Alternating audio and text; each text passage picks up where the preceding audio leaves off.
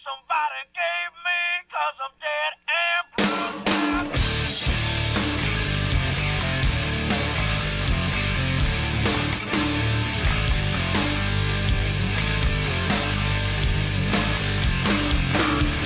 I am smelling like a rose that somebody gave me on my birthday deathbed. I am smelling like a rose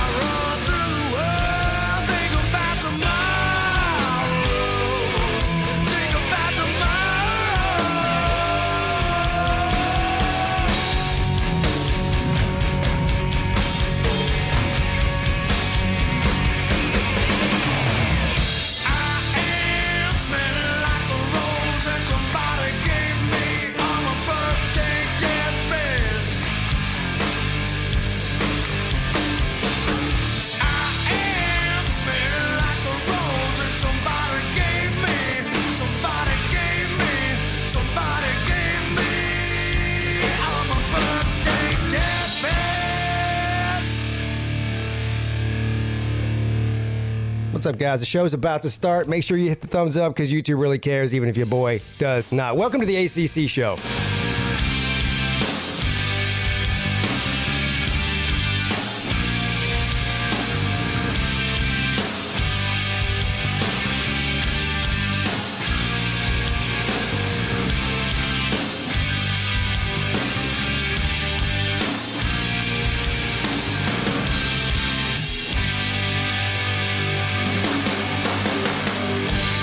And I feel the time's a ways to go.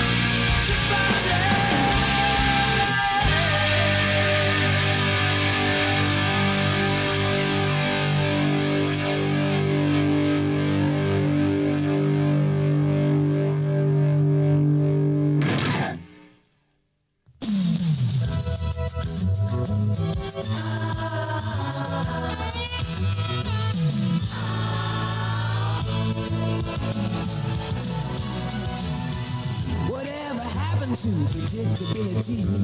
The milkman, the paperboy, evening TV. Did I get delivered here? Somebody tell me, please. So world's confusing me. Clouds as mean as you've ever seen. And a bird knows your tune. Then a little voice inside you whispers, don't sell your dreams so soon. Everywhere you look, everywhere there's a heart, a hand to hold on to. Everywhere you look, everywhere there's a place, somebody who needs you. Everywhere you look, when you're lost out there and you're all alone, life is waiting to carry you home. Everywhere you look, everywhere you look, you're outside out.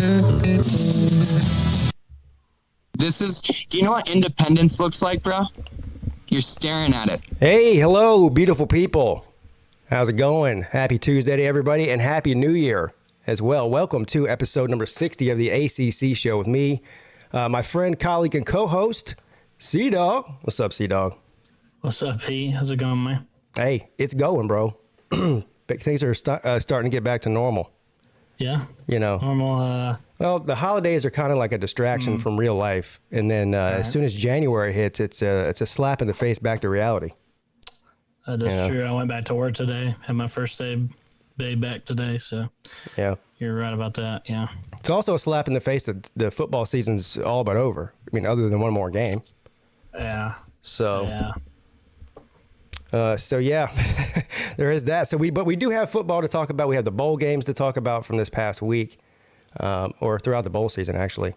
And also, I'm sure there's some things that are going to be said about the upcoming game this Monday.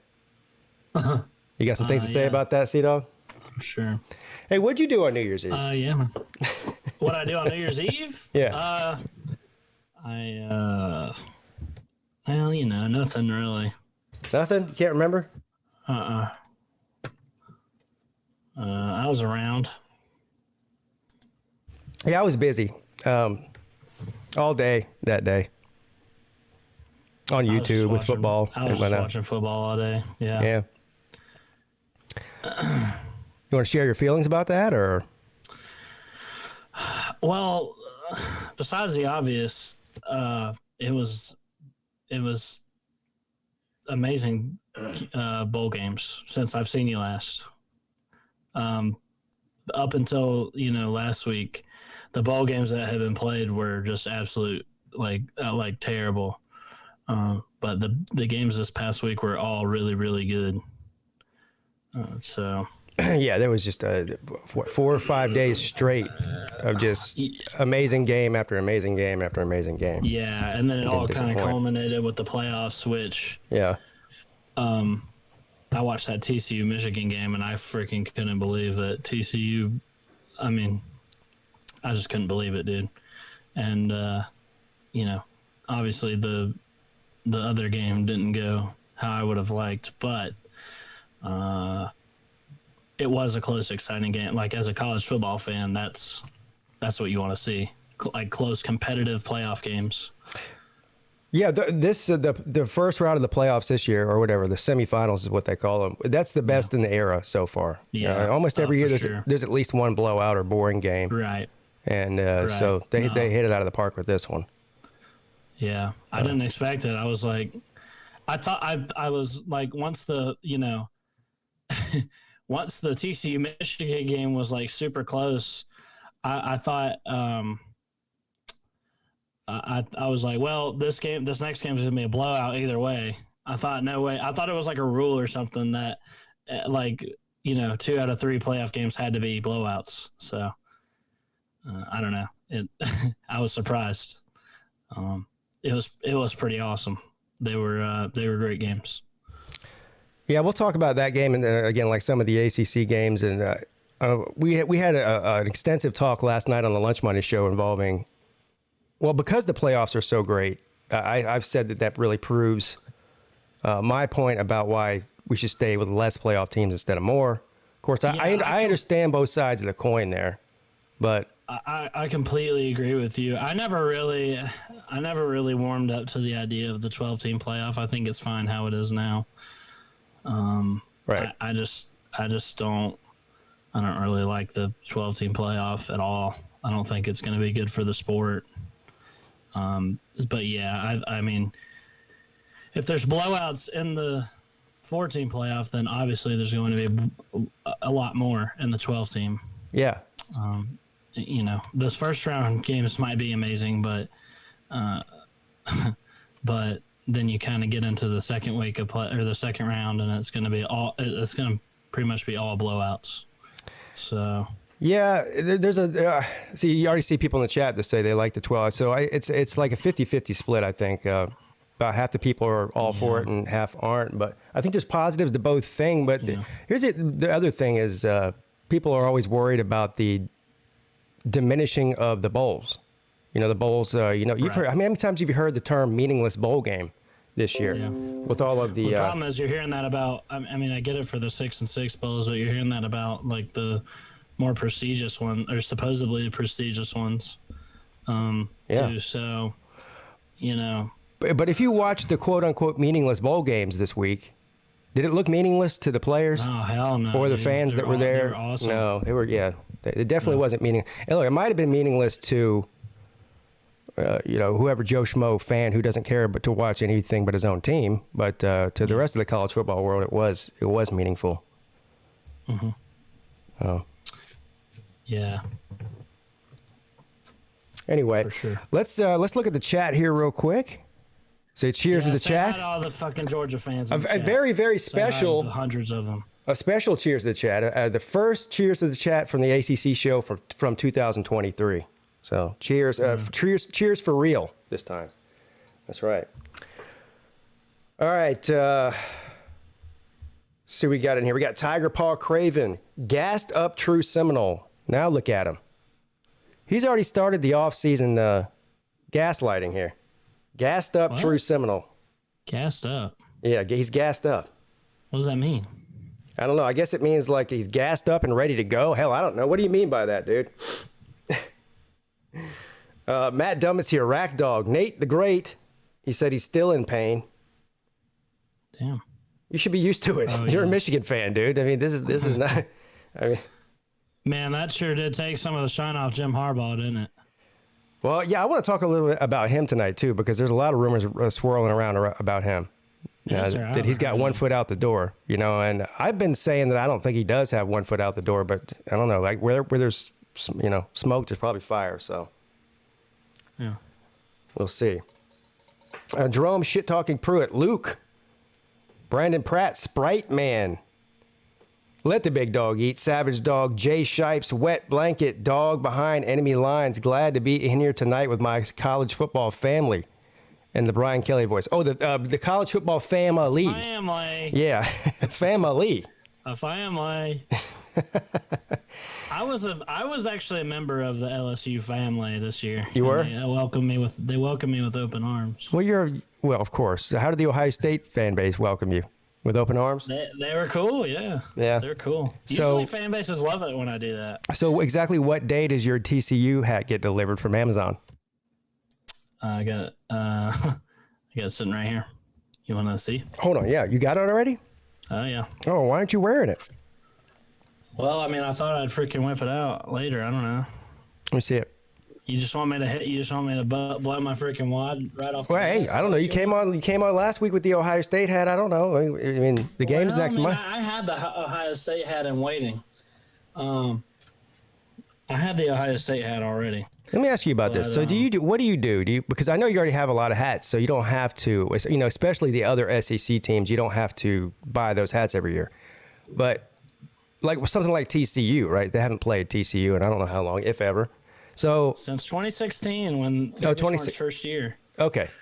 But you didn't have the hat though. So like what's your protocol? Do you just go on Amazon and order it each week, or do you go to a brick and mortar store? Yeah. There's a brick and mortar store by the mall near my, at the mall near my house. Yeah, like a Lids or something like that.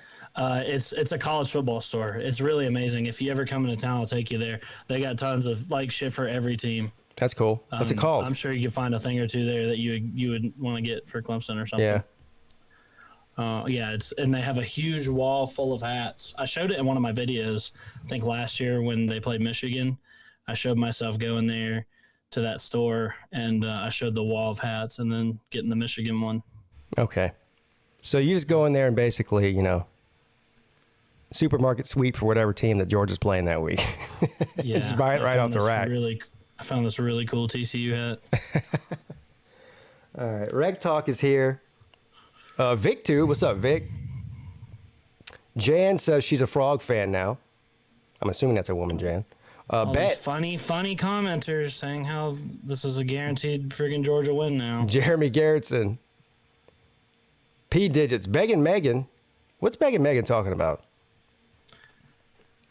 I mean, you just let me know when you want me to fucking handle these fucking people, dude. Well, he's saying that he's here because you called him out and told him to be here or something. I don't know what's going on. That's why I'm asking. He goes on freaking Carolina Jackpot's stream crying about what I said in my video. Oh, I talk crap about Georgia fans, and he was crying about that, dude. So, I mean, yeah, I told him I'd set him straight here. There's about 1,000 fucking Georgia fans in the comment section of the ACC show.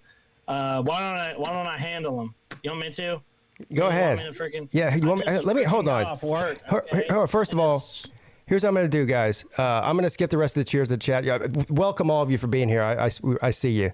But I'm gonna turn the tables over here to Sea Dog briefly while he does his thing, and when he gets done, we'll bring the panel on and we'll go through the games and whatnot. But go ahead, Sea Dog. The floor is yours, my friend. Yeah, I got off work today, and there's a freaking monsoon, so I took me an hour and a half to get home, and so I freaking I'm bored, so I turned on Carolina Jackpot. At first, I re-listened to his old stream from the other night, which if you guys didn't see that, it was just all time. I mean, it was amazing. I'm never going to be able to go off on Georgia the way that he did on a whim. I'll never be able to do that. He's just Carolina Jackpot is incredible. He was drunk, and he just absolutely tore them apart. But anyway, I cut over to his freaking show and heard Begging Megan calling him, crying about how I said, oh, he's like, oh, he said that we're bandwagon fans, and cried about how he watched Georgia lose some games back in the day, and I don't know, miss a bowl, and back when, and he lives in Gainesville. I mean, cry me a river, dude. Cry me a river. Okay. I'm a Georgia Tech fan. I've known nothing but pain my entire life. We've beaten Georgia 3 times in my entire lifetime, dude. I don't want to hear about it. You lost to Southern Miss in your opening game, I think he said. Oh, that's freaking amazing. We lost to Northern Illinois in our freaking opening game, dude. I'm not getting in a freaking argument here about whose team sucks the worst. It's cycles. It cycles in and out. And the freaking all these fans cycle in. All these freaking Georgia fans cycle in right with their team. Okay, and including Begging Megan. Well, okay, I wasn't talking to you, Begging Megan. I wasn't talking to people that have been around here for freaking ever. I wasn't talking to even Uncle Loser. I wasn't talking to any of them. Okay, I'm addressing. Pop over the comment section right here and let me find all these brand new accounts. Kirby's Visor, Sir UGA. I mean, who the hell are you people? You freaking show up here, Savage Dog, big dog behind enemy lines, freaking the big dog of all time. All you freaking people are brand new. Are you mad? Are you mad but why are you mad that the Georgia fans like the ACC show, bro? Huh? I mean, I'm not talking about viewing the ACC show. I'm talking about I started watching college football YouTube 4 years ago. There was not. I mean, 90% of these people are got here last year, and freaking walk around and it's just it is so obvious. These people it's so obvious what they're doing, and they can dish it out and they can't take it. We we had what was it? We had like 20 people in the whole entire Ohio State game. We had 20 people in there, and it was all Ohio State and Georgia Tech fans. Not a freaking soul to be found on the Georgia side. And then all of a sudden, towards the end of the game, when they come back, all these freaking Georgia fans show up and they start talking shit. You people are so just easy to read, and like it's so obvious what you're doing, and you can't take it. And as soon as your team sucks, you're poof, you're gone. Okay, that's the people I'm addressing. That's the people I'm addressing in my video. And it's like if Ohio State had won that game, I'd have a couple hundred views on that video. Well, it's got 2,000 now. It's got 2,000 now that Georgia won, and people freaking show up and want to laugh at me. Well, I mean, you people just you think you're like better. You think you're better than me because your freaking team has got lucky and you're freaking Kirby dumb and you want to suck his toes with this freaking stupidity freaking visor with his bowl cut with blonde highlights poking out the top of his hair, dude. Okay, fucking. You people, you're new and you like to freaking troll me, and I'm not listening. I'm not listening to any of it. Okay, I don't care what you have to say. It doesn't bother me. You're freaking. I don't care. I don't care. I don't want to freaking hear from you. All right? Yeah, pull up the freaking picture of. Yeah, pull it up. Look at him. Look at freaking Kirby dumb and his stupid hair, and he sucks. Okay, and Stetson Bennett's not a good quarterback either. He's not a good quarterback. I don't want to hear. He's freaking 5 foot tall, and he can run around or something and avoid a sack. Okay, he's not a freaking good quarterback. Freaking showed flashes of his true self there for a little while in the game. Well, we still got another game to play. All these freaking Georgia fans leaving back to back. Georgia fans are talking about three-peating. You're not going back to back, dude. You haven't won the national championship. Last I freaking checked, you got the freaking Horned Frogs to play. The freaking best underdog story of all time. Okay? You got them to play still, and you're freaking going to lose. I can't wait till the freaking Horned Frogs, and you know what? They're not going to blow you out. Georgia's going to dominate all game, and TCU's going to come back in a miracle fashion. You're going to lose in a heartbreaking fashion. And that's what's going to happen to freaking Georgia. I can't wait for freaking Horned Frogs to beat you and you lose the national championship, because that's what you deserve. I can't think of a freaking fan base less deserving of the success of Georgia. Okay? None of you freaking people know what it's like to face any kind of adversity at all, and as soon as you do, you're gone. You're gone. So I'm not freaking taking it. I don't respect it. I don't respect you. I don't freaking like Georgia. I don't freaking like their fans. And whatever freaking... As soon as Georgia starts losing games, you're gonna be gone. You'll be gone, and I'll be here. And for those of you that are dumb enough to stick around, I swear I will run every single one of you off the internet. I'm gonna hound you, because look at my comment section. It's full of these freaking people that will be gone. I will find every one of you, and I will run you off the internet as soon as your freaking team. I don't care. I don't care if they freaking win the national championship again. I don't care if they win it for the next 100 years. I don't care. If your freaking team, you lose a game, you freaking. I don't know. As long if you start so much as throw an incomplete pass, I will dog on you. I will dog on your shitty freaking Bulldogs. Okay. Because that's what you deserve. Can't freaking think of a fan base that deserves it less than Georgia. The success that they freaking have. Because Kirby Dumb freaking rolls up here with his bowl haircut, tricks some recruits in, and barely squeaks by shitty teams like Missouri. And you're freaking going to go to the national championship right now, and you're going to lose. You know why? Because it's not in the state of Georgia. Who gets to play 9 home games? And their own freaking stuff. Who plays 9 home games a year? They played in Atlanta however many freaking times. That's 3 times. You got 6 home games and then three freaking times in the Mercedes-Benz Stadium. And wherever you leave, you suck. Whenever you play out in the state of Georgia, you suck. You can't even go on the road and beat lowly Missouri. And you're gonna freaking lose in the national championship to the fucking Horned Frogs.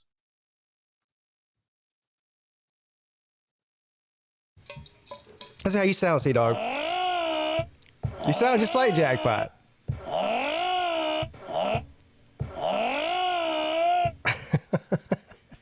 You think so? No, that's good. Cry, Sea-Dog, cry. Yeah, come on, people. You're not entertained. Keep crying and, you people are me gone. I freaking had the entire ride home to like boil. And I'm just tired of it. I'm tired of these Georgia fans, dude. Hey, I want y'all to keep this same energy up in my freaking stream from start to finish Monday night. There you go. You can't. You can dish it out. You can't take it. Look at my comment section. It's full of these fucking idiots. Dude, that's just how I streamed the Orange Bowl with Clemson and Tennessee. There was a couple thousand people in there. At least half of them were Tennessee fans that I'd never seen before coming to laugh at me. I mean, that's what you got to expect. Yeah, dude, you think these people will be around if they lost? Hell no. Hell no. Fucking team backs their way into a couple good years. I don't want to hear it, dude. I don't want to hear it. And it was targeting. Okay? I'm Marvin Harrison Jr. It was targeting. It was targeting. Look, I mean, the refs, I mean, what do you want me to say? I mean, you really are an Ohio lucky. State fan now. So you got lucky. The refs freaking bailed you out. That's what it is. The refs bailed you out. You really are like an Ohio State fan now. Oh, look at Ohio State. Blaming the refs. Look, Pete, that's what you're they not gonna do. like this, Pete, okay? I felt the same way when I was watching the playoff semifinal in 2019 when Ohio State. If I was an Ohio State fan, I'd be pissed as hell because I felt the same way. They had several key moments, and like it kept going Clemson's way. Yeah. And you mean got, yeah? I mean, it happened to yeah. them. I mean, it was unfortunate that they let Trevor bust off a 70. They let Trevor Lawrence bust off a 70-yard run and outrun their entire team. It's really unfortunate that it's unfortunate that they let Trevor Lawrence and Travis Etienne run all over them roughshot all game. They couldn't stop them. Look, I was completely. I don't know. Look, I guess they had bad luck that night. Watching that game. Every time Ohio State loses a playoff game, it's because of the fucking refs, dude. Every time. Look, I don't watch. And I guarantee you they're doing the same thing right now from the Georgia game. I don't with watch the refs. Oh, how much did Kirby Smart pay to? How much did Dabo? How much did Kirby Smart pay to ref? They feel like that if they lose a game, the only way they could possibly lose a game is if it's fixed. That's the way they feel. Look, I don't. Okay, I get it. And but the reality is when you have two teams that are super talented and close to each other and skill level and everything, the refs can absolutely decide a game. And in that game, I specifically remember there were three calls that went Clemson's way, and the same thing happened this year. And look, I don't watch Clemson. Like, this isn't me biased. Like, I don't watch Clemson games and pull against them. In fact, I was kind of hoping Clemson would win one for the ACC that year. But by the end of that game, I was like, dude, Ohio State's completely getting screwed. I'm sorry, I know you don't want to hear that, but, I mean, that's what happened. That's what happened again here tonight. So, that's what happened again to freaking Ohio State again this year, and freaking Georgia got lucky. Shouldn't even be in the freaking national title. They freaking suck, okay? And they're going to lose to the Horned Frogs. All right, we'll bring the panel on here in a second. We got some super chats that came in. I'm sure this will spark some more conversation here. Thank you, Shane Bentley. We appreciate you, brother. He says, I know and I don't blame you guys for hating on Georgia, but that win was insane. I accidentally elbowed my wife while hugging another family member after that shanked kick. Good show, gents. Thank you. We appreciate you. Yeah, I'm sure. Yeah. Well, you don't know what it's like, Sea-Dog, but playing and winning those playoff games is a good time. I'm sure. I mean, I do know what it's like because I won the national championship before. No, I'm talking about I said the playoffs. Yeah, no, I've won the national championship before. When fucking Georgia went there in 2017 and Alabama beat that ass, and my dumbass. Oh, you're claiming a win for Alabama beating them? Yeah, and I'm going to the national championship again this year, and I'm freaking winning it too. Thank you, Raj, for the super chat. He says, Sea-Dog, I'm willing to do a Georgia Tech with you. If willing to go to a UG. Oh, he's saying he'll go to a Georgia Tech game with you if you go to a Georgia game with him. I'll go to the Georgia game. I'll just wear the other team's hat and fucking pull against them. I mean, that's what you want. I don't think if I were you in that situation, I don't think I'd want to be around Raj all day. Yeah, I mean, you're probably right. Yeah. I actually get extremely mad.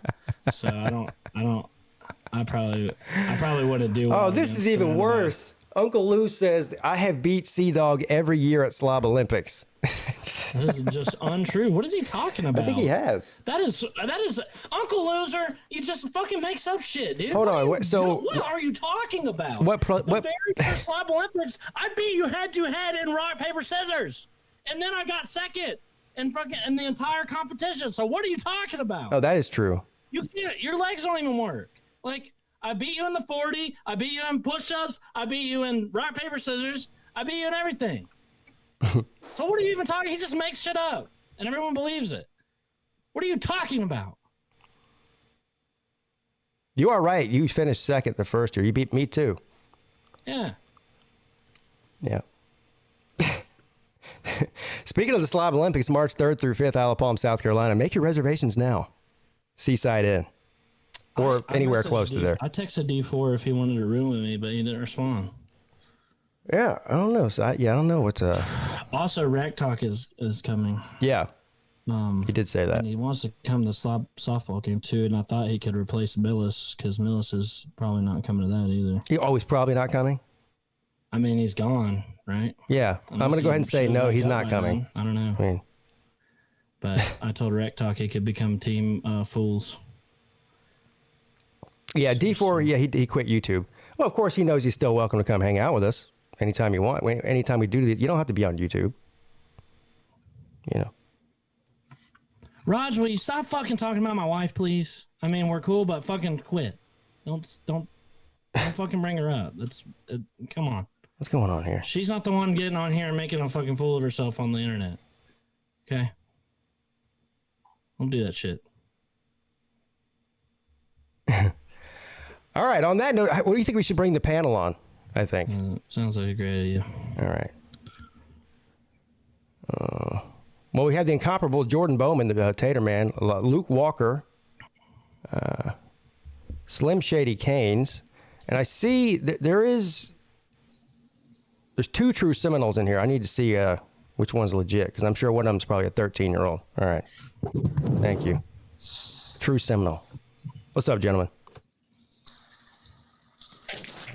That might be the greatest start to an ACC show ever. That was incredible.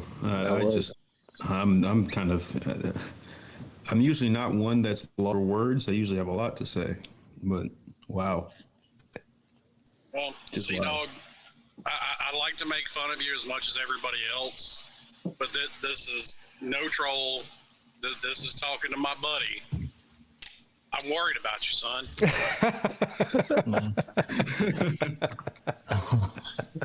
mean, I think you may be in the middle of some kind of psychotic episode.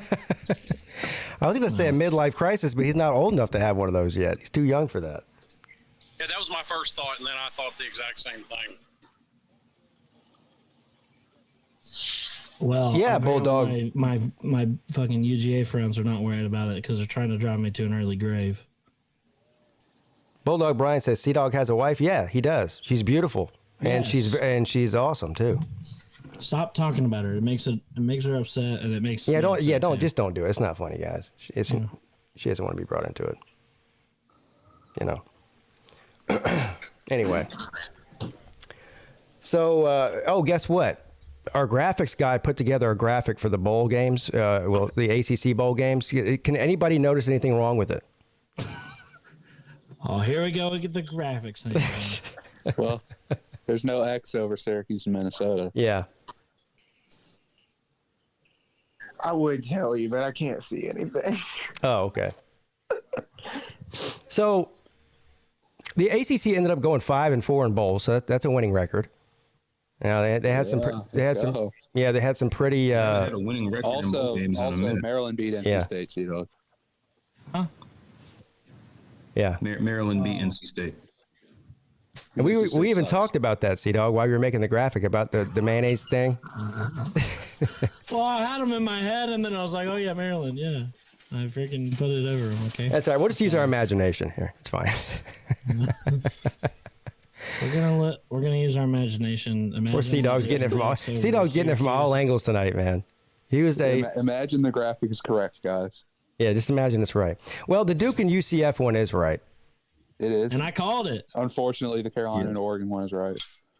Well, there's a bunch on there. This is 2023. Just tell them you identify as correct. Let's cancel him for having Georgia is not my national champions.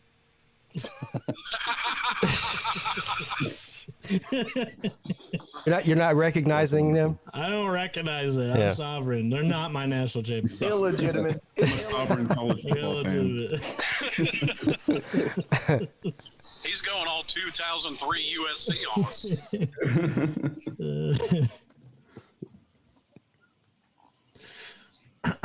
Pete, I called it. I said that Duke is a freaking solid. Duke is a solid team this year, and they freaking. Duke's gonna be good next year. They won what? 9 games. 9 games. That's 9 awesome. games. I heard one of these talking head ACC guys on the ACC PM show, you know, with Mark Richten, them on there. I heard him say Duke could be a contender for the conference next year. What do y'all think about that? I don't know about all that. We'll move on to the next subject. I don't know about all that. I mean, I think it's fair to. I think it's fair to say that Duke is comparable to Vanderbilt. So how long before somebody snatches up that coach, like Penn State did Franklin? That's true. It's crazy that first-year coach can make the team better. Yeah, how about that? Just like TCU. I don't think it made them better. I think it's the division they're in. I think it was flawed wins. Well, it's funny you talk about that because the coastal. Let's be honest, the coastal division was ass. You sound like an NC coastal State fan sucks, right but Yeah, you know, and it's funny because True Seminole, you're not the only Florida State fan I've seen that's been trashing Duke for some reason. I don't know what it. No, is, I don't like, trash Duke. I've seen like multiple like. There's a difference. The entire It's like coastal can take. It sound like all the NC State fans talk about how much Carolina sucks and because they played in the coastal. Oh, you know what it is? It's because it came down to Elko and Norvell for Coach of the Year. Yeah, and also, Florida State wanted to be the only fans to brag about, how they were supposed to be shit and they won 10 games, and then Duke did it. Well, and it's really funny Or 9 considering games, whatever. Florida State can't beat Atlantic teams. Well, what do you mean we can't beat Atlantic teams? Didn't they beat the brakes off of Miami? That's the stupidest thing you've said. They finished second in the Atlantic, didn't they? Yeah, exactly.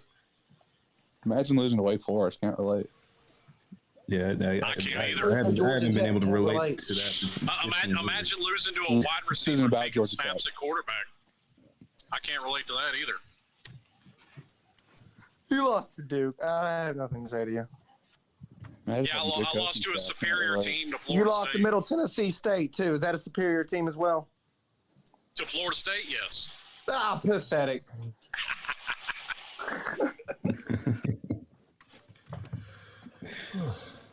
Oh man, I mean, it's fine. It's whatever. I love this man. In the ACC next year. So It seems like He sounds like one of those Bama fans that think they're good when their best wins against Ole Miss. He thinks he's good because their best win is against LSU. LSU's not a great team, sir. all those Alabama fans saying they should have been in the playoffs over TCU, then TCU wins. are we still talking about LSU won 10 games. They did. Yeah, they did. But yeah, I Clemson mean, didn't beat in anybody slim, that we got to beat consider Florida it here, State. guys. Wait, how did In LSU win 10 considering games? for good teams, They they have did play to. in a never mind. terrible conference. Never mind, I forgot. They played a 13th game. How did everybody get off on LSU? What are we talking about? Was it Duke and UCF is what we're talking Yeah, about? they're talking about Florida State, and they wanted to drag. Yeah, we're trashing Florida State here. Okay. I'm not Ain't sure. hold your horses until we get to that game. Yeah, we'll get to that in a second. We can all trash them together. Fuck them. Now it's time to trash North Carolina. Wow. The Uncle Lou did send another super chat, and he says, instead of putting an X over a losing team, just put Tech logo over it. We all know the same. That's Oh, man. funny, Ouchie. Ooh. Hey, gee. Daddy just slapped mommy at the dinner table. Dang. Me personally, I wouldn't take that kind of disrespect. I don't know. That's just me. That's just me, though. Y'all stay safe. All right. So look, impressive year. I want the RDC picture just to post that. Impressive year. Mark Phillips, instigator. Elko had a great year, but Duke, let's slow down the brakes with talking about competing for the conference. I mean, come on now. What do you consider competing for the conference? Because I think they'll be FSU. It's I think FSU. I'm not going to say they're going to win the conference, but I'll say they'll be in the mix to make the conference. I would actually agree with that if we weren't doing away with divisions. I would agree with that. But ding, ding, ding. There's one thing. Worried about no coastal teams? Come on now. But there is no more coastal anymore. I think since they're going to take the two best teams, I think Duke might be up there. They could. I mean, hell, they could be third or fourth. Look, just like y'all called me crazy about saying Florida State was going to win 9 games this year, I'm going to tell you you're crazy for saying that. Duke will barely be in the top half of the conference. We come up with Florida State. Yeah, Duke will be in the top 5 of the conference. Has nobody else watched Duke football this year? Yes, we all watched football. Okay, this year. North Carolina fan, and I'm saying They're well Duke is going to be good at something. They're just a solid team. I don't know why everybody. The only reason you're trying to convince yourself they're a solid team is because you beat them. That's so true. Sea Dog, they're not very good. They really aren't. They barely Wait a minute. They barely beat us with 8 turnovers. I know that ain't who I think it blew you is. out. What are you talking about? I know that ain't. 25 to 28 or something like that. They're not a good team, and How's Miami's that a barely bad team. All right, moving on from Duke.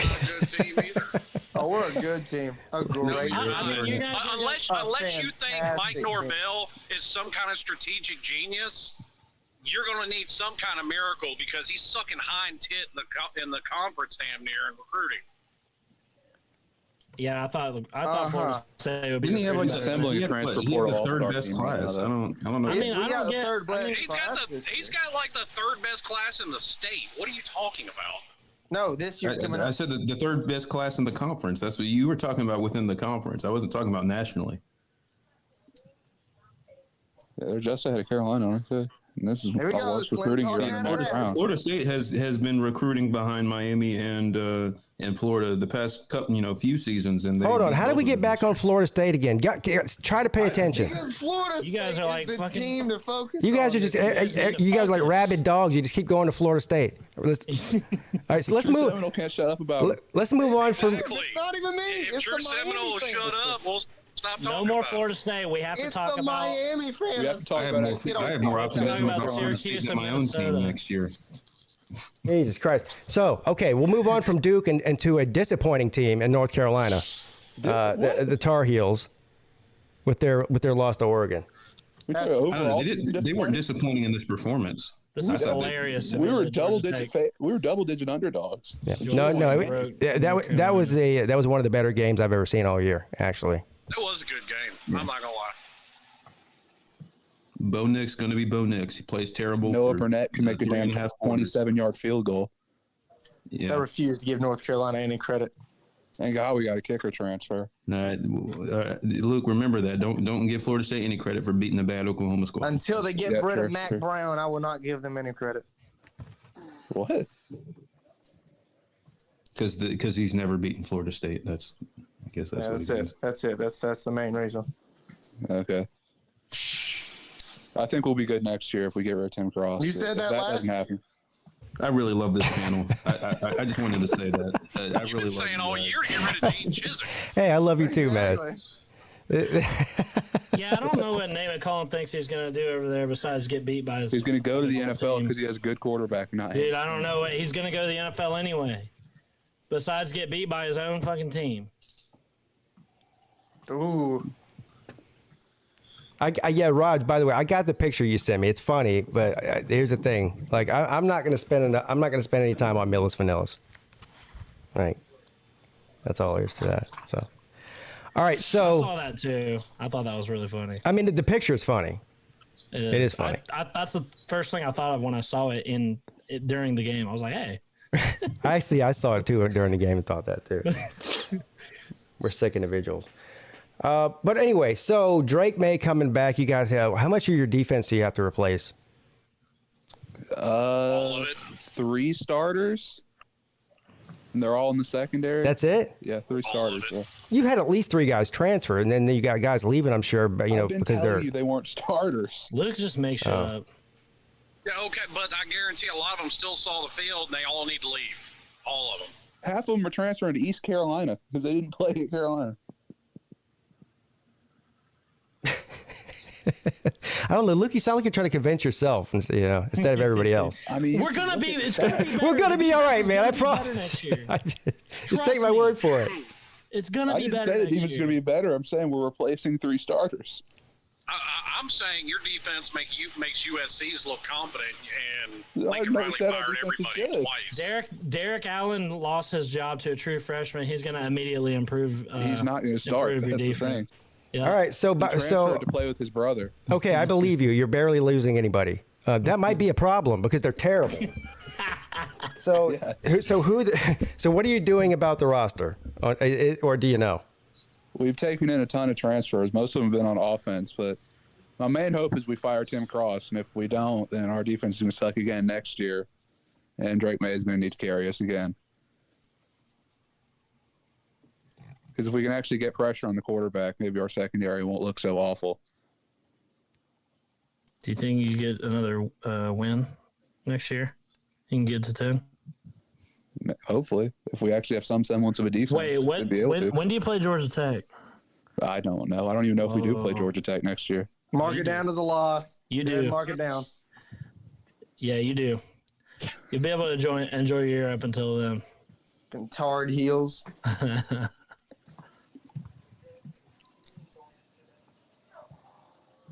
All right, moving on. So, Syracuse and Minnesota. There's no X here, so we just have to guess who won. Does anybody know? Minnesota. Yeah, Minnesota won the game. Buckeyes. They had Sean Tucker opt out, right? Which I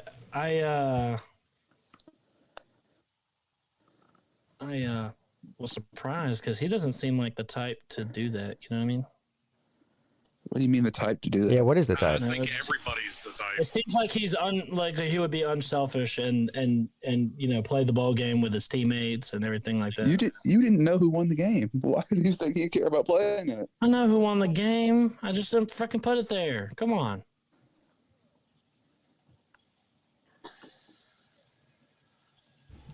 All right. This is the game everyone wants to talk about anyway. Nobody has anything to say about Syracuse, I don't think. Nah, fuck the orange. I mean, congratulations, Dino Babers. You saved your job. Florida State used a trash Oklahoma team, and now they're going to win the national championship next year. Yep. No one said that. No one said that. Didn't Oregon State beat Florida more than you did? Actually, there's a lot of Florida State fans that have said that. Okay, you got your T2Ys, we got our T2Ys, okay? I'm about to say, I'm subscribed to a couple Florida State fans, so... Yeah, I know. And T2Y is realistic. He just likes trolling people. Uh-huh. He does have a point, though. Tally as your every Seminole fan. I'm not using Turn Tally. He Why was disappeared off of YouTube years ago. I mean, I have a question. I went on for weeks about how Florida State deserved a better bowl game, and they freaking barely beat a 6-6 Oklahoma team that lost to like West Virginia. I don't know. Maybe because Oklahoma has out. And now they're just going to go dominate the ACC for the next decade and win every national championship. I mean, Florida State. Because Jordan Travis is the greatest quarterback to ever grace. As much as I hate to say it, he is the #1 quarterback per QBR. Look, he's picking out one stat. Freaking, as much as I hate to agree with Slim, Florida's recruiting class should be better. I mean, unlike Miami, he actually has something to show for it. You know, he has some. Miami he and has Florida. some wins. Also, our coaching staff doesn't have ties to Florida, so that obviously is a handicap to us. Well, they shouldn't have hired Mike Norvell, should they? We should have because he. Okay, whatever. You'll see. I don't know, man. It seems like Florida State should have a top 3 class instead of Miami right now. Well, I mean, Clemson has already proved you don't need top 5 classes every year to win the conference. I mean, at the end of the day, you'll still beat Miami, and you'll still. No, you need consistency in coaching, which I've said. You need consistency in coaching, which I've said 1,000 times over, and Florida State has a definite advantage in that right now over Miami, because Norvell's this was his 3rd year, if I'm not mistaken. Yes, 3rd year, not counting the COVID year. Well, see, I count the COVID year. I mean, it is what it is. I don't know why you shouldn't count the COVID year for any coach, period. It just wasn't – you couldn't recruit. There was no in-home visits. The biggest thing you could do was go to a Zoom call and talk to a recruit for like 10 minutes. You're still in the state of Florida, so that's actually an advantage to the teams in the state. I guess, whatever. I don't know. But man, I'm just looking forward to next Look, year. If next year's recruiting class isn't in the top 10, yes, there's going to be. I disagree that the Oklahoma wasn't a good win. I mean, yeah, they weren't a good team this year, but they got a lot better towards the end of the year than they were in the beginning of the year. They lost to West Virginia. Yeah, I said they weren't very good. I mean, they were Virginia. They're a 6-6 team. That's not good. We all know that, but I mean, that's terrible. And I was taken up for Florida State saying they deserved a better game. they should have got a better game. It would have been better They to still see. should have got a better game. It's just like if you do get the game, I mean, blow them out. I don't know. Florida State and South Carolina would have been the better Great option. fun game to watch. That's for sure. Or didn't Florida State and Oregon State have the same record? Should have put those two together. That would have been awesome. Should have put Florida and Oklahoma together. They had the same record. Yeah. Listen to Oklahoma chant SEC when they beat them again.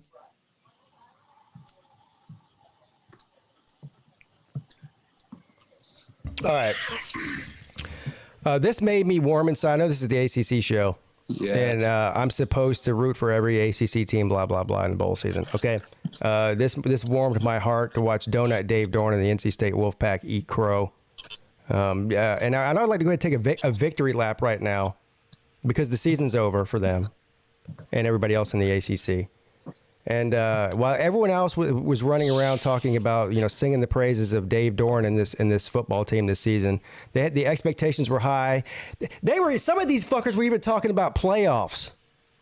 They were saying that they might actually be a playoff team in that. Hey, I want to point out that And I told you for this coming off season. I told all of you it was a fraud. They'd be lucky to win 8 games. Do you fellows remember when Uncle Loser had NC State as top 4 in his freaking poll? Did he? Yeah. See? Last year before the season. See? Oh, he was hyping up NC State. Everybody was. He was. Everybody And was. Miami. Everybody was buying into the hype. I got laughed off the air on Uncle Lou for saying they're going to lose to Boston College. Look what happened. Boston College's starting quarterback didn't even play. Anyway, just another mediocre year, overhyped year for the Wolfpack. And, Florida State's next year's NC State. Damn. And NC State's this year's North Carolina from last year. It happens every year. I don't think so. I think you guys are being too hard on Florida State. I got nothing else to say about this. Go Terps. Florida State has shown like slowly over the years. Okay, that's fine, but they don't have the talent, which is the problem, and we've said that over and over. I mean, they got talent enough to do well in the ACC, and apparently enough to beat a bowl game, beat an LSU team that won the West. So, I mean, I know LSU wasn't really good this year, but I don't know. LSU played an absolute joke of a conference. I mean, that conference is insanely easy. Georgia Tech might win the SEC West. Yeah. It was pretty bad this year, but I don't know. I mean, they at least can be competitive instead of missing bowl games every year and sucking all the time like they used to, like they have been. I don't know. I feel like they could get something going here in the next few years and start to push for ACC titles again. You talking about Florida State again? Yeah. Why do we keep going back to them? I don't know. Now I'm doing it. I don't know.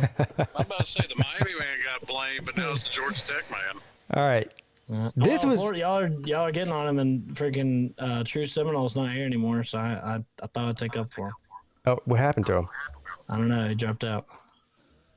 Uh-oh. He couldn't handle the heat. Couldn't take the heat, huh? So he got his ass out the kitchen. That's making good points about how they're this year's NC State team. All right, now this game right here was good. Pitt and UCLA.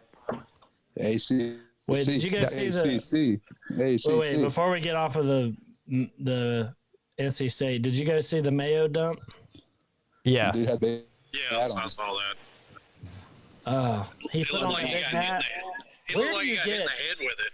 Where do you get No, that was those last big year's. hats? Because those That are was really that was last year. Yeah, That Beamer Beamer got hit in the head. They updated Which is it why now. they people that that dump it now. They had a whole contest, and so they got the most qualified people to dump it, so they wouldn't Yeah, give. they have to They had lift like- it above their head to dump it now, so they don't hit him. Yeah, they Yeah, had we like don't need this the head strong coach and head. concussion protocol. Yeah, They got Right. the smaller coolers now. but Apparently Mayo's the heavy. Maryland coach got it dumped on his head, and he was wearing that big hat. Can you dump mayonnaise on me? I'd be pissed. I was about to say, Both coaches agreed to it before. yeah. Well, I mean, because if they don't, then they look like a jerk. But Yeah, plus They it's are for like jerks. It's not a charity. big I deal. think they get. how about this? I don't want to be have mayonnaise dumped on me after winning a football game. Yeah, that's You know, that's a I mean, hard it's not pass like for me. Gatorade. Where You have a hat on. Wait, You can just take it off and then Sir, take a shower. I'm gonna be a killjoy that get off my lawn, guy. I think this whole thing is stupid. Really? The mayonnaise dumping thing, it's stupid. We need to do a mayo dump with the slop. Well, fine. If we're going to do a mayo dump, then whoever wins the Orange Bowl, the head coach needs to be pelted with oranges. Dude, that'd be pretty funny. They should dump orange juice on them. You see the thing with Brian that's Kelly. They better than dumped a bunch of mayo. Cheez-Its on the field, and Brian Kelly just bent down and picked one up off the ground. But also a little Yeah. gross. Yeah. The LSU players laying in bed with the Cheez-It. Those jokes write themselves. Oh with yeah, what's what going was on. with the LSU allegations of them like getting Oh, no, here we go. prostitutes and No, What I heard, one of them was Brian Kelly's daughter. oh my god. Hold on. Allegedly, I come don't on. hear about Brian Kelly's daughter. I just know that yeah. like, I heard that from there was Cito, or one not girl I Cito, know Pete. that was involved, and that was like the recruiting, like she's like involved in recruiting or something like Don't you that. find the And the player funny doing thing that is, with coaches? Wait a minute. A girl you know that was involved? What kind of people are you hanging around with, Jordan? no, well, actually, what's funny is that I don't know her, but my best friend, they were classmates at UNC Charlotte, and he actually he was actually talking to her for a little bit. So, and he messaged me. He actually messaged me today talking about it. He's like, "Bro, she's trending on Twitter," and I was like, "Yeah." And he was like, "Bro, I know her. She played club ball and everything," and I was like, "Wow." So, I've been making fun of him the past hour because I was like, "Man, you dodged a bullet." Yeah, it started with the whole thing started with. So apparently, Keyshawn Booty was involved, right? Because you remember yeah, it was- Booty got Allegedly. Keyshawn Allegedly. Booty. No, he said because he said he was coming back next year, He needs to. and then all of a sudden, like here to tell us. a week later, he was entering the draft, and now the story is that they told him, you're not welcome here anymore, so you may as well enter the draft or transfer or something. So he chose to enter the When are draft. you gonna get? What, We need when are to you gonna get preface all that this kid on with here to tell us the allegedly. please. situation? What kid? That Edward Jr. kid. I don't know who you're talking about, but Balling with AC? Yeah. oh, Edward yeah. You need to get him on here and tell us what happened to Keyshawn Booty. I'll ask him about it. He usually calls into the call-in show, so I'll ask him about that. That's but- Edward's stepson. Yeah, I remember Keyshawn Booty. He was saying, because he made a big post about how he's coming back next year, and then now he's in the draft. Yes, pretty crazy. Yeah, because they kicked him off the team. Yeah, and I guess they fired several people. I think one of the offensive staff members, a couple of recruiting people. I don't know, Jordan. Was there any other players that were involved that anybody knows about? And this is who knows how much of this is true? I really don't know, unless there's been some sort of official report. Everything I've read has been pretty much speculation. From the screenshot, the only thing we know is there was like only there was 5 people that had been identified. That one of them was Booty, the one was the recruiting, and then the other 3 were staff of varying levels. I think one of them was the wide receivers coach. Yeah, that's what I thought. I heard. Yeah. Imagine doing that with your position coach. That's so weird. Yeah. Well, Well, the thing that makes it so salacious, The the thing that makes it so salacious is, I guess, that, you know, The next thing you know, you're getting in a sword fight with him. Oh my god! Oh my god! the fact that Good Lord, that kind of sex party. Good Lord. the fact that the coach's daughter is allegedly involved that's what makes this so salacious. Because if it's just a bunch of dudes, you know, out doing what dudes do when they're 20-something years old, it's not really that big of a story. But when you throw the coach's daughter in the mix, you know, Like when Saban's daughter was apparently banging Joey Freshwater in there. Joey Freshwater. Hey, man, at least Saban's daughter's nice to look at. I mean, I agree with what Luke Walker said the other day. At best, Brian Kelly's daughter is a 4 on a good day. Oh man. Man, I'm not getting kicked off the team for that. I'm just saying. man, I mean, I Especially agree. when But some of the stuff that's that's just walking wrong. around LSU's campus. Yeah, right. Like you don't have to organize. Like, why did you have to organize that in Atlanta? Like, I don't know. I don't know. It's just The whole thing's crazy. TriStar, thank you for the somebody could get super anybody chat. he wanted. I don't TriStar, he sent in because he wanted. I guess he really wanted me to read this, so he sent $10. He's still hurt. The ACC sucks. Hey, Shady and Tater, man, where's all that talk about Tennessee now? It's sad and pathetic that Voltards are more relevant than a 5-ring team. Who's the 5-ring team? I guess he's talking about Miami. I guess he's talking about Miami, but doesn't he realize Tennessee's got like 6? He probably doesn't. I don't I know. don't know, man. Those fucking, He's fucking bastards in their best year in forever. probably beat doesn't. Georgia. Well, So- as far as where's all that talk about Tennessee now, TriStar. I'm going to continue to talk about Tennessee. This is why nobody likes Tennessee. Okay, great. Tennessee had a 10-win season. We had ours a few years ago. You're still in the exact same position Miami's in. This is why One nobody 10-win likes season in the Tennessee. last They 15. have they have one good year and they can't shut up about it. Good Lord. Sounds like Florida State fans. Oh God, here we go. Florida State again. Well, it's a good segue into this game. It's interesting that he was more worked up about the Miami fan, talking trash about Tennessee. I mean, he says they're irrelevant, but Well, I don't know if he got more realizes worked up that about the Miami fan than that's what we do on here. So, yeah, game's over. I mean, I don't know. I don't know what Tennessee fans want. I mean, I'm about as nice as I could possibly be. I gave them all the credit in the world, say they're the better team, better coach, and they were, and they played better, and the whole thing. But I don't know. They want me to suck their dick for the next 6 months or something. That's not going to happen, bro. Yeah. So congratulations, you earned it. Game's over. Talk shit before the game, not after. Anybody can talk after a win. Yeah, where was he before the game? That is my point. He Exactly. fell off the face of the earth. For He like disappeared 4 like 3 weeks before the game. You're right about that. He did. Like, Hendon Hooker got hurt and he disappeared. Yeah. Actually, it really and truly, it coincided when they lost to South Carolina. Yeah, Wasn't that the game Hendon Hooker got hurt too? I don't remember. I really don't. It is. But okay, so yeah. yeah, it was. It was.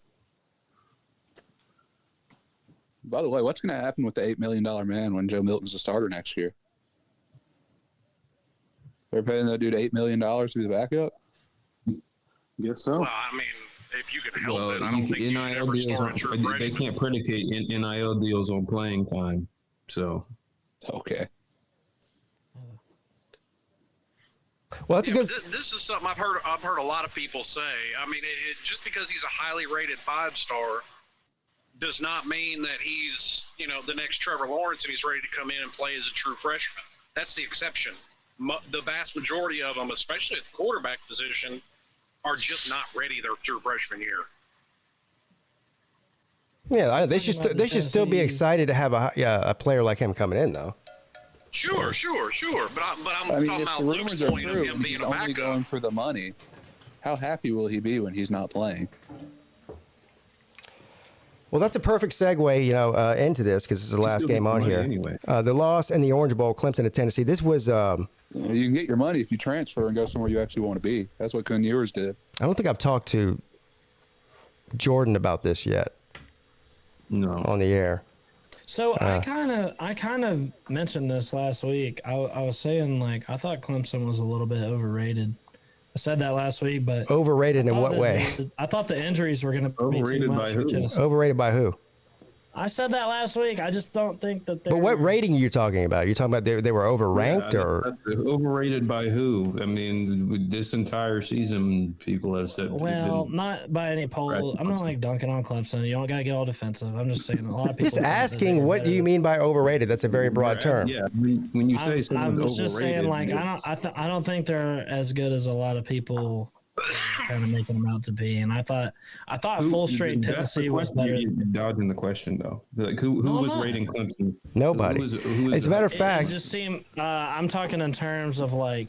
If we're talking preseason, sure. Public perception, because if public perception is Clemson has been terrible. Yeah, public perception's probably worse than it really has been a long time. Klubnik came in and won the ACC.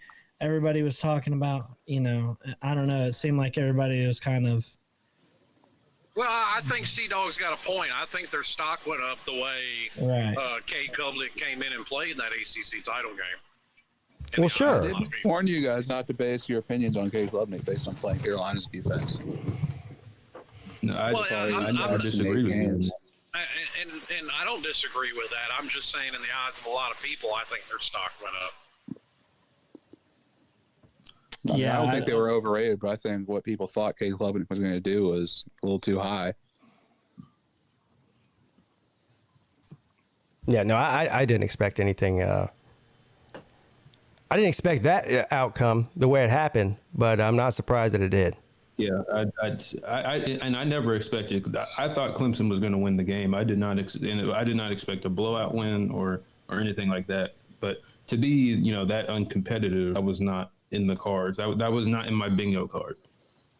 Yeah, it was a miserable game to watch. It's just it's so frustrating because every single game sort of played out the same way. And after every game, Brandon Streeter goes, "Oh, we probably should have ran the ball more."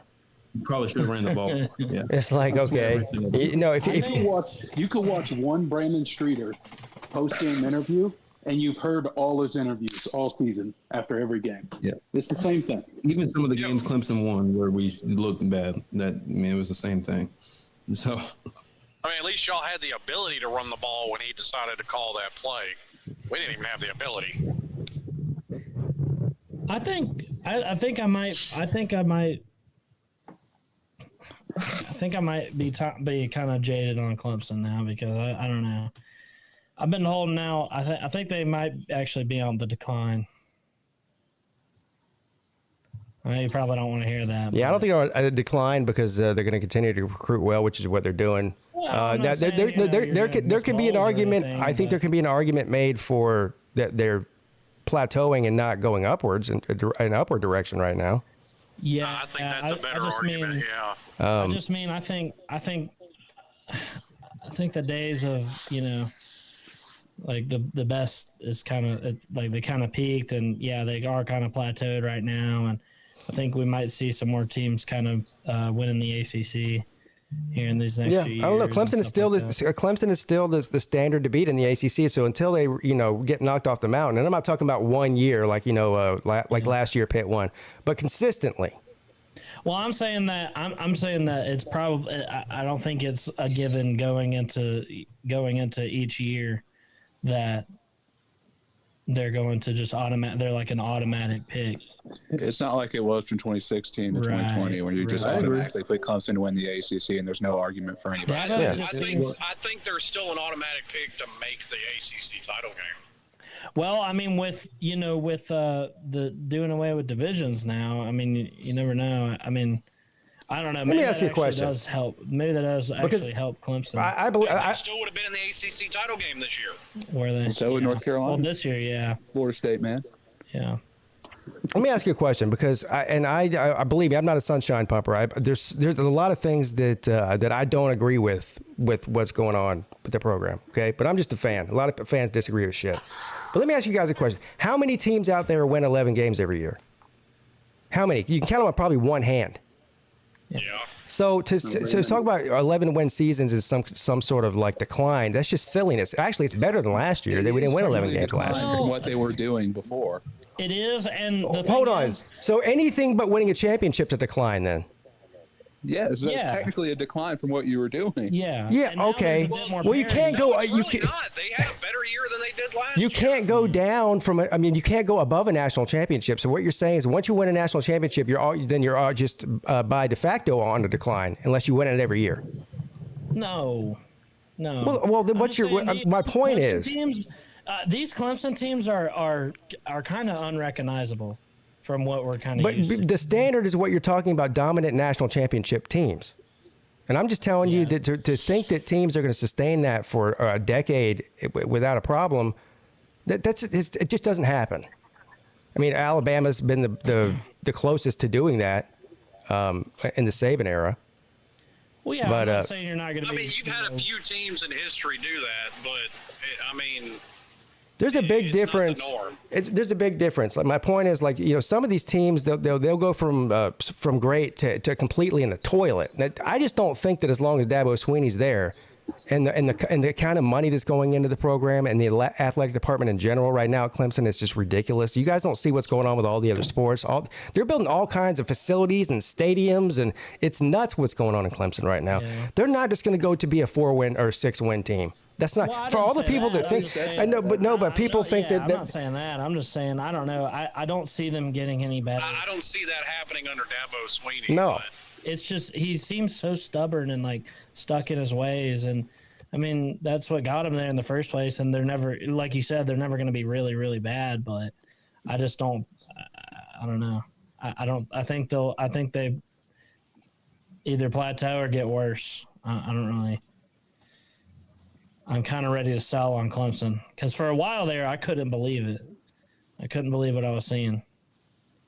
All right, thank you, TriStar, for the super chat. Yeah, he says y'all asking about where I've been working when y'all do this midday show. All right, listen. Whatever. The bottom line is you didn't show up for about 3 weeks before, or maybe even a month before the game. Yeah, he just randomly didn't have to work anymore when Tennessee won. Yeah. And now you're here after they won talking about what you got to say about it now. Well, motherfucker, I was here the whole time talking about it. I got plenty to say to you running to a Carolina jackpot crying about me. Not only was I here, Hurt my feelings. not only was I here the You whole got time. people running a Carolina jackpot too. See the shoulder to cry on over there, or what? I guess. I was here the whole time. I was here during the game. I streamed the game. I was here the day after the game making videos about it, and I was streaming after that. And here I am now. I'm always here, bro. I'm always here. Holla at your boy. But yeah, embarrassing loss for Clemson, man. This really is. And you know what? The South Carolina loss was embarrassing too, and the Notre Dame was embarrassing. It was embarrassing too. And it's not that they lost the games; it's how they lost them that was embarrassing. That's what I'm kind of saying, and I know you guys won 11 games and everything, but it's like, you know, a lot of those wins were a lot closer than they have been, and you know, those kind of things can go the other way, and all of a sudden you find yourself with 2 or 3 more losses, and then. Well, as long as they don't make the Miami mistake and fire Dabo Swinney, they're going to be okay. No, they won't ever do that. They ain't fine by this one. They won't ever do that. I don't know. I'm just saying. And then, you know, you show up in the big game and get pantsed pretty much by a Tennessee team that was not near full strength.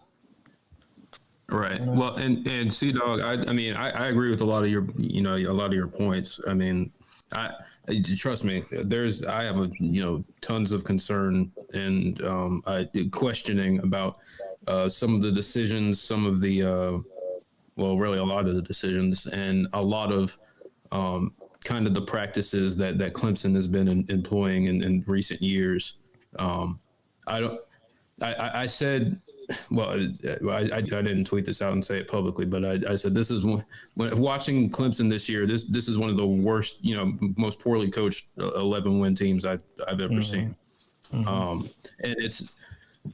And it's really just because you have so many coaches that are either inexperienced or they're only experienced and they're not I'm not saying they're not qualified, but they're not as ready as Dabo sold us to believe. I mean, he spent all off season when he promoted Brandon Streeter and Wes Goodwin I mean, he went to bat for these hires and said, these guys are ready.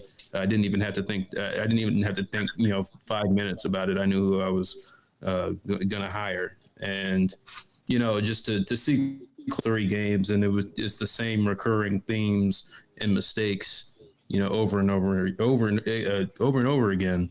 It's, it's kind of frustrating. So I agree. There's a lot of deserved scrutiny for the Clemson program right now, as far as just how they're going about doing things. Yeah, the promoting from. But I don't think they're ever going to be. Like we all said. I mean, I don't think it's ever going to get to a point where Clemson is not, one of the premier programs in the conference, and at least as long as Dabo is there. And they're, with the expanded playoff, they'll be, they'll have every opportunity to make the playoff. But I am concerned when it comes to those bigger games now, because we haven't shown that this coaching staff hasn't shown that they're able to game plan with the best of them. Clemson won their 11 in a lot of times off of just being more talented than the other team. They out-talented most of their opponents. Mm-hmm. That's exactly right. Well, Jordan, I don't think you were around for this conversation when me and Pete had it. I think we did it on Midday Show. And I wanted to get your take on this too. I mean, as much as people make fun of Miami fans hollering about hiring Ed Reed and Ray Lewis, I mean, Dabo's almost doing it with half of his staff. There's a lot of former Clemson players there. Clemson is a prestigious. May or may not be qualified to be a coach. Yeah, Clemson is a very prestigious job to have. Like any OC or coordinator or position coach. That's what's so frustrating is that Clemson is they're one of the few schools that are in a position to go out and pluck people from other places, but they don't even try to do it. Yeah, they've had, and we know this is known for a fact. Every single year, very notable names reach out to Clemson to see if they have openings. Absolutely, man. Tell them no. And that's the frustrating part, because I understand Dabo's philosophy, and the goal is he wants build everybody in house, and it's the Clemson. I mean, that's great. That's great and all. He wants to develop his coaches, but. And those internal hires have worked in the past, but what we also had was guys from that were from outside of the program, like a Chad Morris, like a Brent Venables, and we had other position coaches that had experience elsewhere, and you had that healthy balance, and so you had a mixture of outside ideas, and you also had the culture and family aspect of guys that you're familiar with, but and now that especially when Tony Elliott and Brent Venables left, actually it really started when Jeff and Terry Bowden was on the staff as well. They took a lot of support staff from Clemson. I think a lot of people don't realize that, but a lot of those names, those behind the scenes guys that weren't necessarily always connected with Clemson. They had they had NFL jobs in the past and stuff like that, and they were just really guys in player development roles.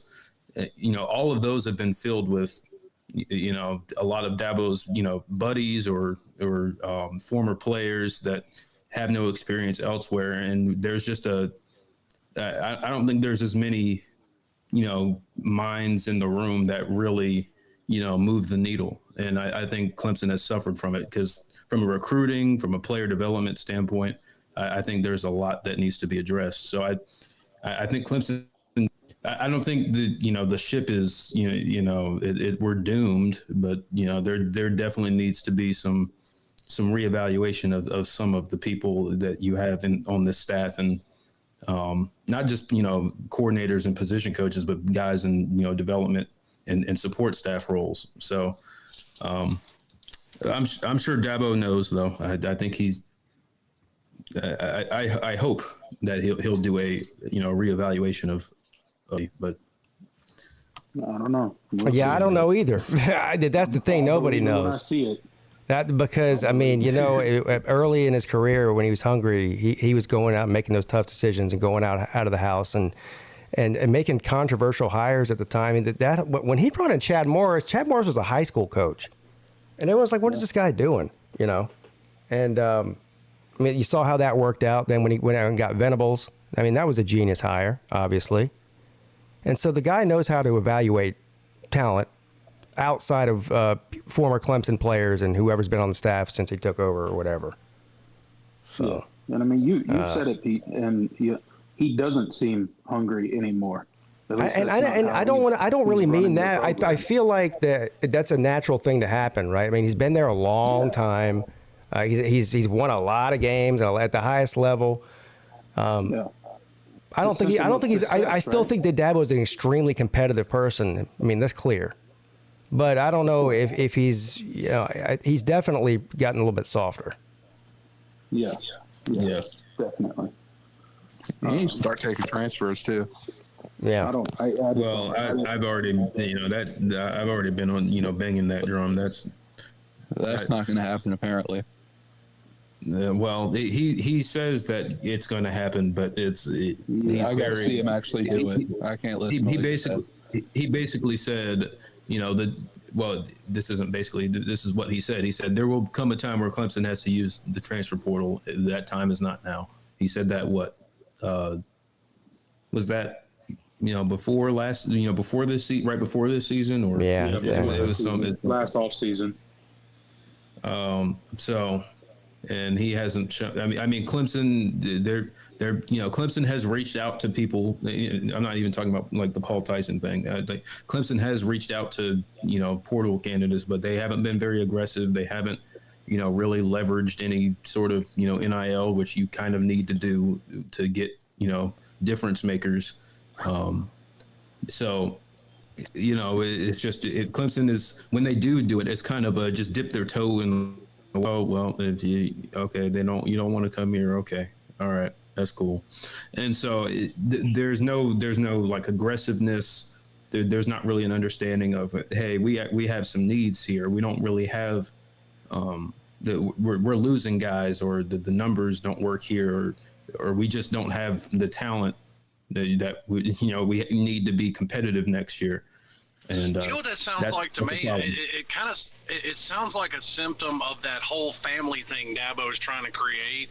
And he really sells recruits. And I'm not saying it's a bad thing, but I mean, there's pros and cons to everything. And he sells that so hard. Right. And I do think he genuinely believes it, that it's almost going back on that to bring in a transfer, I think is maybe how he looks at it. That's the reasoning he gives. He says he doesn't want to recruit over. He feels like he's telling the guys he recruited he doesn't believe in. He's even got his own players like KJ Henry, for example, who's thinking about coming back this year. He can go to the NFL. He had an amazing season this year, and he said, this is one of the reasons I want to come back, and one of the reasons I stayed here and didn't transfer out is because I didn't have to ever worry about somebody just coming in from outside and taking my job overnight. It's a development program. Yeah. And that's what they preach. It's a development program. Well, I don't think anybody's position needs to be guaranteed, though. I don't think anybody's position needs to be guaranteed. I first of all, I agree with you guys. I'm not defending that stance. I'm just telling you what their whole mindset is. Right. And he's got, and that's my point is you have his current players backing him up on it, which is... which I haven't heard that before. He's got a staff of, a lot of former players, a lot of, friends in the support staff and stuff like that. So in turn, naturally you got a bunch of yes men around you. And you don't have a lot of people from the outside, like a Chad Morris or Brent Venables or people like that may have challenged Dabo in the past about, certain things in the program. When you're hiring buddies and former players, those guys are probably, maybe not everybody, but those guys are going to tend to just, submit to whatever Dabo says and not kind of buck the system if they think something's not being done correctly. I'm going to try to find something here. Did you guys see the interview? It was one of the pregame pressers before the Orange Bowl, and it was with Josh Heupel and Dabo, and he was asked about the portal. And he basically went into this whole thing about how, somebody like Josh, he's talking about Heupel, comes in and has to basically build his roster because there's so many players that leave and there's so much turnover with the coaching staff that you have to use the transfer portal to put your team together.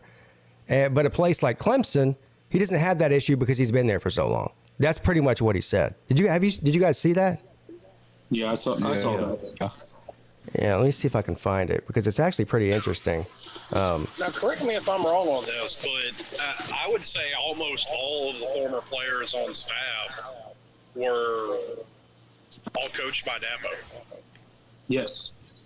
A lot of them. Yes, they were. A lot of them, yeah. Almost all of them. Yeah. Well, and listen, I'm not with.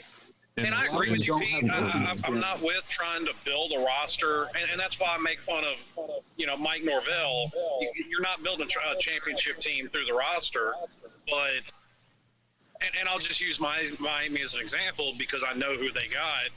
They need a corner. They got a corner. They need offensive linemen. They went after the best offensive lineman available. So there's nothing wrong with doing that, at least in my opinion. No, you're filling holes in your roster. That's what the transfer portal is for. Right.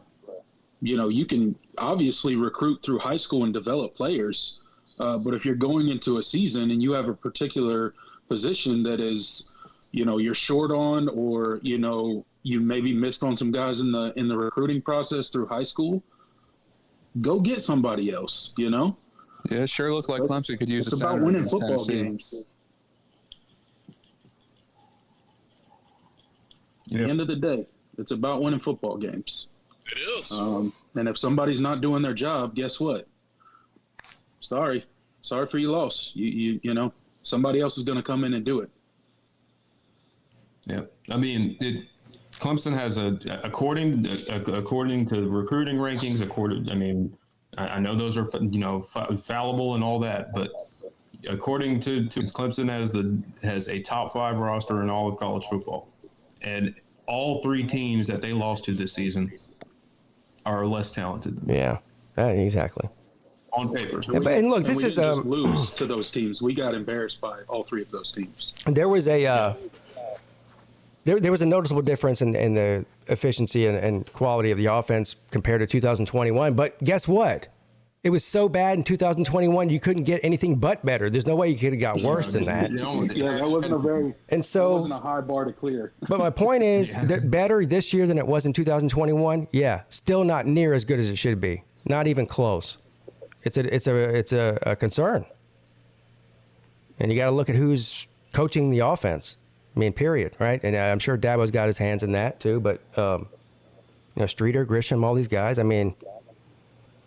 There's got to be some accountability at some point. I don't disagree, but and maybe it's because of just what Miami's done over the past 15 years. I almost don't care what somebody does year one. Yeah. I think, to an extent, I think you need to throw out the first year. It's not really his first year, though. I know it is in that position, but yeah, it's a little different, and there's just too many. There's some almost if you watch all 3 of Clemson's losses, and it's not just like Clemson fans being dramatic. There are people that know way more football than me that watched Clemson this year and said, yeah, that is coaching out practice what they're doing right there. That they can point to something, and there's a lot of things that are just not being done, just from a coaching standpoint correctly. Right. And that's a problem. And one of the other things that people don't talk about a lot is the wide receivers. Clemson has always been since we've kind of been at the top of college football. We've been known for our wide receivers. We've put some great wide receivers in the NFL. Jeff Scott leaves, and all of a sudden our wide receivers can't get separation anymore. And this player is just not developed how we thought he was. Bobby Durkins has an interesting take on that. That's coaching. Or not Bobby, whichever one you want to take it. You're telling me Clemson just all of a sudden started missing on every wide receiver we recruit now? Well, his basic theory, it's not. It may not even necessarily be the coaching. There were basically some hurt feelings as far as NIL was concerned, and a lot of it was in the wide receiver room. What, to just stop playing hard? Sorry. Well, I mean, that was a lot of Miami's problem this year is, you know, guys had a problem with the way Mario was running things because Manny ran things very, very differently. Yeah, I'm not buying the NIL thing. Sorry. I feel like that's a theory because I'm subscribed to him too. So that's just whatever. I mean, he's entitled to his opinion, and I'm not saying it's wrong. I just don't agree with it. But I feel like one of the main problems is a lot of their receivers are the same. They're all like 6'4", run straight fast. Well, this is what they've been doing for a while. They have one speedy, shifty guy, and he was the best receiver they had, Antonio Williams. Yeah, and before that was Renfro. But no, but I mean, but you do it. Look, I mean, they had some top tier. I mean, not everyone's T. Higgins and Justin Ross. Yeah, and no, not everyone is, but you don't just completely fall. Like, I mean, the receivers couldn't even catch a ball last year. And that was also T. Higgins and Justin Ross paired with They got a little bit better. But, you know, E.J. Williams, you look at his freshman year, I mean, he looked like he was going to be a beast. Well, he turned into we can go through every single player, but here's the thing: is like, you know, what happened to the wide receiver? They're still recruiting the same level they were before. That's the problem. Yeah, that's my point. Is like I disagree about all the wrong ones now. I disagree about the wide receiver position in general. I don't think Clemson's recruiting at the same level that they were. All right, so would they have one less 5-star? Clemson is than normal. No longer getting those top tier guys. Like T. Higgins was and Justin Ross were 5 stars. I think Justin Ross was like a borderline 5, but he was like a top 40 recruit. Mike was a high 4. You know, there's the highest. You know, as according to recruiting rated wide receiver right now is Joseph Ngata. And he's the only one that was even somewhat close to being a 5-star. And then everybody else, I mean, we have, you know, some, lower 4-star guys. The difference makers are just not there. I mean, Ray McLeod was a 5-star coming out. Deion Kane was a 5-star coming out. Sammy Watkins was a 5-star. DeAndre Hopkins was a high 4.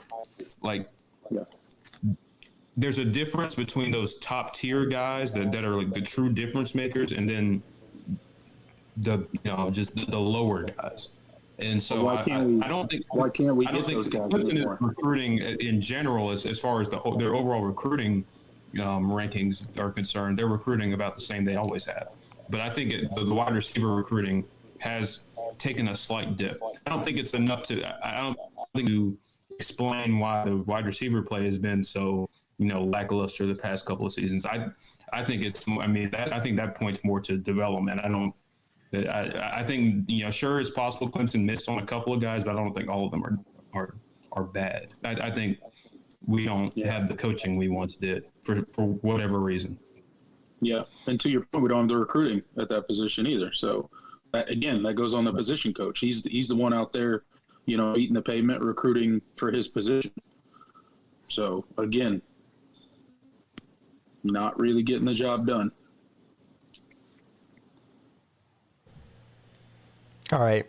So there you have it. I feel like we spent way too much time on Clemson there, but we're all sitting around just waiting to see. These next few months are going to be interesting, though, because there's only a certain amount of time for the portal to be open. Of course, the portal close like really soon because semesters are about to start in college. I think so. Yeah. It closes, but then it reopens in spring. Yeah. After spring ball, it opens up again. I'm just saying it closes in like a couple of weeks, so then it's going to be kind of quiet until spring. Yeah, but spring's like a few weeks away, pretty much. What, spring practice? That's in like April. Few months. Well, some of them start in March though, so you're talking right after the Slav Olympics. Yeah, but it's January. That's a few months away. But there's a lot going on though. Is my point. You have the portal opening, closing, then opening back up. We have what is that echo? We have the final signing day. I don't know. I'm not getting an echo. I'm not hearing an echo. Yeah, it just stopped. I heard an echo before. Well, see. Yes, it's echoing when you're talking, so that's probably coming from your end. Well, it was echoing when Slim was talking before. All right. Yeah, I don't know. Strange. But yeah, a lot going on. Thank you, Alakazam, for this. Draft decisions are being made. Transfer portal. Yeah, the draft declarations will be interesting. Yeah. Yeah, you got draft declarations. You got final. We still haven't finished the class yet. Final signing day. Finished their class. Well, there's always some to add on. There's no such thing as finished year class really these days. I mean, people just oversign the hell out of, and I mean, you can as long as you don't go over 85. So, I mean, there's a lot of recruits still that haven't signed yet. I mean, hell, Cormani McLean still hasn't signed. He's like the number 2 overall player in the class. Yeah. Yeah. So. Well, actually, there's a couple. He's not the only 5-star. There's a couple more than him. Well, I know he's still not the several only 4-stars. He's just the most notable. I know. There's a lot of uncommitted guys, quality uncommitted guys left. Mm-hmm. Hell, Josh Connerly and JT Tuimalau, they took their commitments past signing day, February. JT didn't commit until training camp started, and he enrolled at Ohio State. Yeah, he committed in August and then enrolled. I don't think it was that late. I think it was like June or July that he committed. It was during training camp. I remember him doing it. Yeah. I think Connerly went and I think he signed in March or April. So still pretty late, but not as bad as JT Tuimalau. Thank you, Alakazam, for the super chat. He says we're getting better O-linemen also, but it's not showing. He's talking about Clemson. I think it's shown a little bit. You have to give an O-line some time because they don't develop as fast. I do think a guy like Blake Miller that came in right away and for the most part played really well. He still made a lot of freshman mistakes, but he's going to be really good. I mean, talking about the offense being visibly better from last year, I think your offensive line was visibly better from last year. It is, but they were not good on Friday. They were bad on Friday. That was some brutal tape. I actually I found the stomach to rewatch that game. That center could not pick up a blitz to save his life. It was annoying. It's his first year in the position, by the way. So that's kind of what our situation is. And he's coming back. So I mean, hopefully you got to hope he gets better. But the guard play is awful. Mitchell Mays started at left guard, and Walker Parks, he's been at right guard. They have not been good. And Mays is the backup. Marcus Tate, got hurt.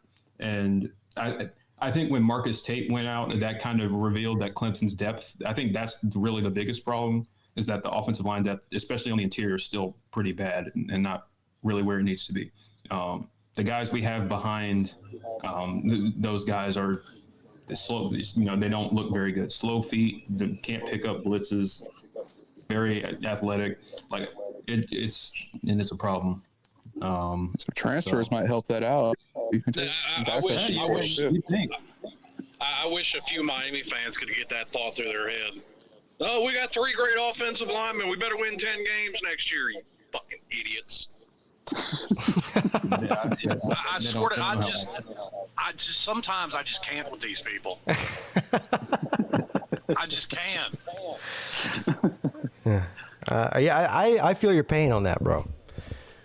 Anyway, I think I'm gonna end the show a little bit early tonight, guys, and about 15 minutes early. So, but it was amazing and fantastic. Great conversation. Learned a lot about Clemson tonight. We seem to do this on every SEC show. Well, yeah. Sorry. There's all these tater men in here. Yeah. Look, people like to talk about Clemson, man. I mean, of course, they're coming on my channel, so that's one reason why. But apparently, C-Dog ain't got nothing to say about Clemson. He's been silent for 15 minutes. I don't know. I spoke my piece about Clemson. I mean, C-Dog says Clemson's dead. I don't think they're dead. I just think it's going to be. I think you're going to start seeing more and more teams beating them, and finally, I sure would like my fucking Jackets to get that monkey off their back because we haven't beat those bastards in 7 years. But yeah, it's a shame. Yeah, just wait till we fire Tim Cross. We're coming to Death Valley. I'm not being a hater. Like I don't watch Clemson games and pull against them. I just. No, I know C-Dog. I'm just messing with you. Yeah, he's got a Clemson hat. I've seen him wear it. Things are trending downwards to me. But that's the great thing about Clemson is everybody has an opinion on them, and so it's. You guys are still having great season. You're still having great season, like 11 wins. Like I would freaking nut myself. That's why I was thinking it's funny. Clemson sucks. I'm like, yeah. How many teams that I'm not saying you. I'm talking about other people. They're not going to be competitive in the ACC. Yeah, somebody is echoing. It's starting to bother me now. I'm saying you might see them slip up and lose against some teams here. They're just not invincible anymore. I don't. Compared to what they were from 2015 to 2020, they have regressed. Yeah, they're not invincible anymore. Yeah, they're not the best team in the country every year. You're right. I mean, is that not regression? Well, we weren't going from making the playoffs to being national title contenders every year to winning the ACC being a success. Hey, all you teams out there, you're all regressing. The only team that's not regressing right now is Georgia because they're the defending national champs. Everyone else is regressing. Well, Alabama, no good. Yeah, but I understand the point they're trying to make. I understand what they're saying too. Clemson they've lost 6 games in 2 years. Yeah.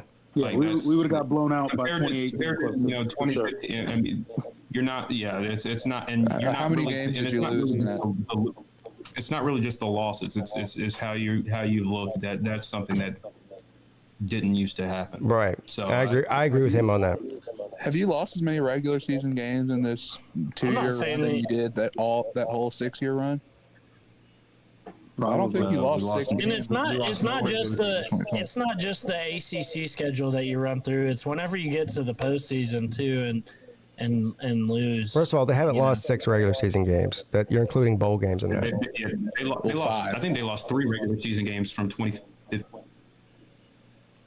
If my math is right, 3 regular season because they lost one in 16.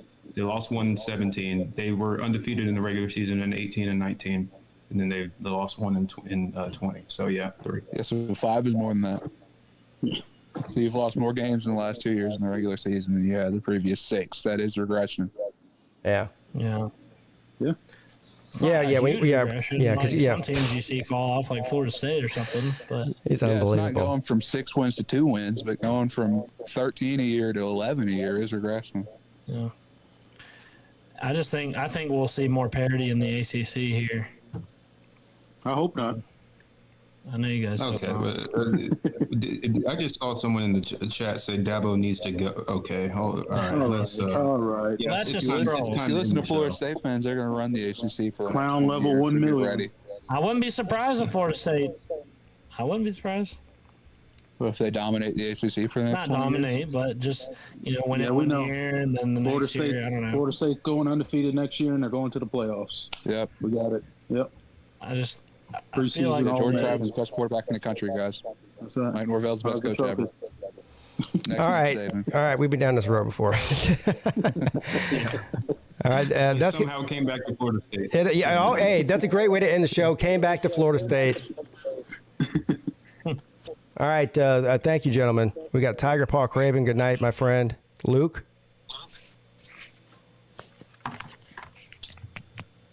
Yeah, that's what I thought. Jordan will. You gave him like an extra 3 seconds to say something too. Yeah, I was just waiting for him to hang up. Anyway, good to talk to you, man. And I look forward to talking to you, a lot more in the off season about this team as things, as we figure out what's going on with the roster and the coaching staff and everything else.